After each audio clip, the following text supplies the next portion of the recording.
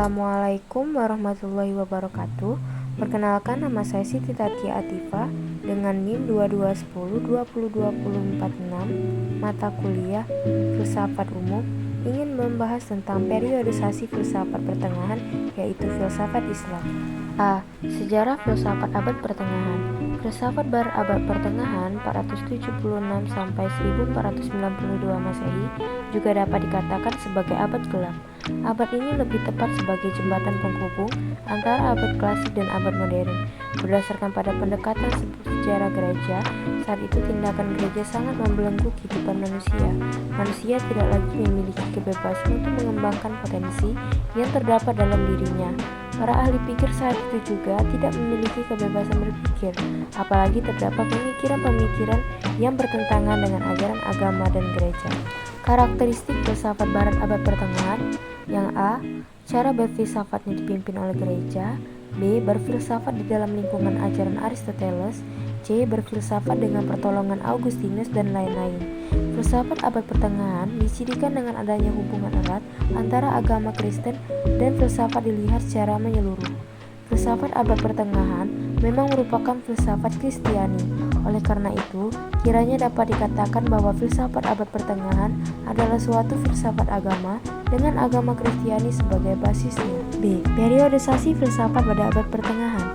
Sejarah filsafat abad pertengahan dibagi menjadi dua zaman atau periode, yakni periode patristik dan periode skolastik. 1. Periode patristik pada tahun 100 sampai 700 Masehi. Patristik sebagai dari kata Latin patres yang berarti bapak-bapak gereja, ialah ahli-ahli agama Kristen pada abad permulaan agama Kristen. Di dunia barat, agama Katolik mulai tersebar dengan ajarannya tentang Tuhan, manusia, dan dunia, dan etikanya. Untuk mempertahankan dan menyebarkannya, maka mereka mempergunakan filsafat Yunani dan memperkembangkannya lebih lanjut, khususnya mengenai soal-soal tentang kebebasan manusia, kepribadian, kesusilaan, dan sifat Tuhan. Pada periode ini, ahli-ahli agama Kristen itu berusaha memperlihatkan bahwa iman sesuai dengan pikiran-pikiran yang dalam dari manusia. Mereka berhasil membela ajaran-ajaran Kristiani terhadap tuduhan dari pemikir-pemikir kafir. Tulisan-tulisan Bapak Gereja merupakan suatu sumber yang kaya dan luas. Filsuf yang terkenal pada periode patristik ini ialah Tertullianus pada tahun 160 sampai 222, Origenes pada tahun 185 sampai 254, dan Augustinus pada tahun 354 sampai 432. Periode skolastik. Istilah skolastik adalah kata sifat yang berasal dari kata school yang berarti sekolah. Jadi skolastik berarti aliran atau yang berkaitan dengan sekolah. Perkataan skolastik merupakan corak khas dari sejarah filsafat abad pertengahan. Periode ini ditandai dengan diajarkannya filsafat pada sekolah-sekolah, biara, dan universitas-universitas dengan mempergunakan kurikulum yang tetap yang berisi tentang hubungan hakikat Tuhan, antropologi, etika, dan politik. Periode skolastik ini terbagi menjadi 3 tahap. 1. Periode skolastik awal pada tahun 800 sampai 1200. Yang kedua, periode puncak perkembangan skolastik pada tahun 1200 sampai 1300. Dan yang ketiga, periode skolastik lanjut atau akhir tahun 1300 sampai 1450. Periode skolastik awal. Pada periode ini diupayakan misalnya pembuktian adanya Tuhan berdasarkan rasio murni. Jadi, tanpa berdasarkan kitab suci Anselmus dan Canterbury. Problem yang hangat didiskusikan pada masa ini adalah masalah universalia dengan konfrontasi antara realisme dan nominalisme sebagai latar belakang problematisnya. Selain itu, dalam abad ke-12 ada pemikiran teoritis mengenai filsafat alam, sejarah dan bahasa. Pengalaman mistik atas kebenaran religius pun mendapat tempat. Periode skolastik puncak. Masa ini merupakan kejayaan skolastik yang berlangsung dari tahun 1200 sampai 1300. Dan masa ini juga disebut masa berbunga. Masa itu ditandai dengan munculnya universitas-universitas dan ordo-ordo yang secara bersama-sama ikut menyelenggarakan atau memajukan ilmu pengetahuan. Di samping juga peranan universitas sebagai sumber dan pusat ilmu, pengetahuan, dan kebudayaan. Periode puncak perkembangan skolastik dipengaruhi oleh Aristoteles akibat kedatangan ahli filsafat Arab dan Yahudi. Filsafat Aristoteles memberikan warna dominan pada alam pemikiran abad pertengahan.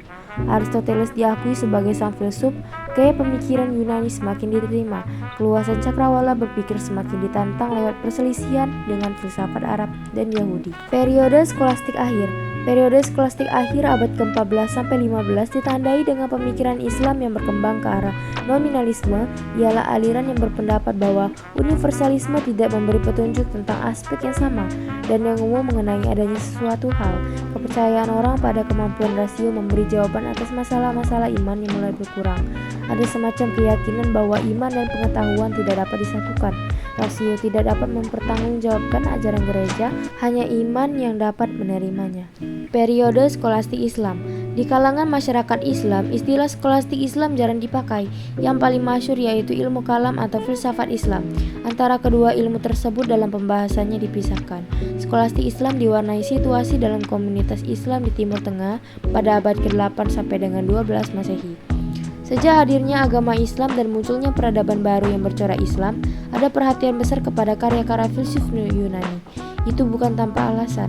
Pada awal abad ke-8, krisis kepemimpinan melanda Timur Tengah. Amanat Nabi seperti terancam untuk menjadi pudar, dan dalam situasi tak menentu itu di kalangan para mukmin muncullah deretan panjang ahli pikir yang ingin berbuat sesuatu, berpangkal pada penggunaan akal dan asas-asas rasional dan menyelamatkan Islam. Ciri utama dari skolastik Islam adalah dikajinya kembali pemikiran para filosof klasik seperti Socrates, Plato, dan terutama Aristoteles. Telaah-telaah pemikiran mereka kemudian dikembangkan dan disesuaikan untuk menjawab tantangan pada masa itu. Yang dimaksud dengan para ahli pikir Islam periode skolastik Islam yaitu Al-Kindi, Al-Farabi, Ibnu Sina, Al-Ghazali, Ibnu Rushd, dan lainnya. Peran mereka sangat besar sekali, tidak hanya dalam pemikiran filsafat saja, akan tetapi para ahli pikir Islam tersebut memberikan sumbangan yang tidak kecil bagi Eropa, yaitu dalam bidang ilmu pengetahuan. Dan juga dalam pembahasan skolastik Islam terbagi menjadi dua periode, yaitu 1. Periode mutakalimin pada tahun 700 sampai 900, dan juga yang kedua, periode filsafat Islam pada tahun 850 sampai 1200. Itu saja video pembelajaran dari saya.